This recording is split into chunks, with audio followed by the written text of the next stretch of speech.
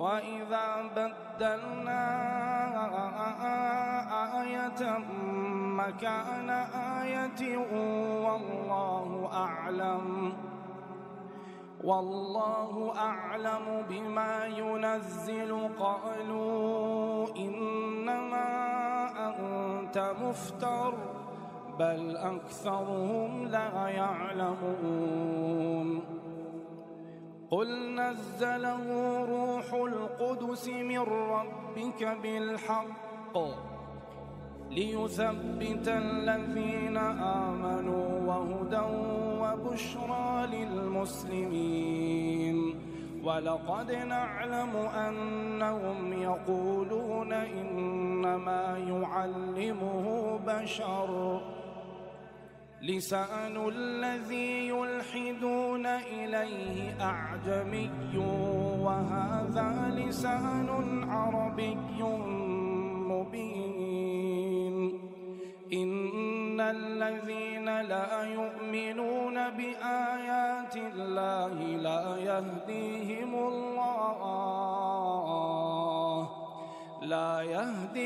الله ولهم عذاب أليم إنما يفتري الكذب الذين لا يؤمنون بآيات الله وأولئك هم الكاذبون من كفر بالله من بعد إيمانه إلا من أكره وقلبه مطمئن بالإيمان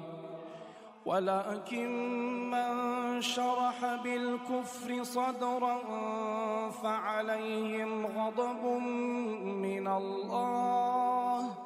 ولهم عذاب عظيم ذلك بأنهم استحبوا الحياة الدنيا على الآخرة وأن الله لا يهدي القوم الكافرين أولئك الذين طبع الله على قلوبهم وسمعهم وأبصارهم وأولئك هم الغافلون لا جرم أنهم في الآخرة هم الخاسرون ثم إن ربك للذين هاجروا من بعد ما فتنوا ثم جاهدوا وصبروا إن ربك من بعدها لغفور رحيم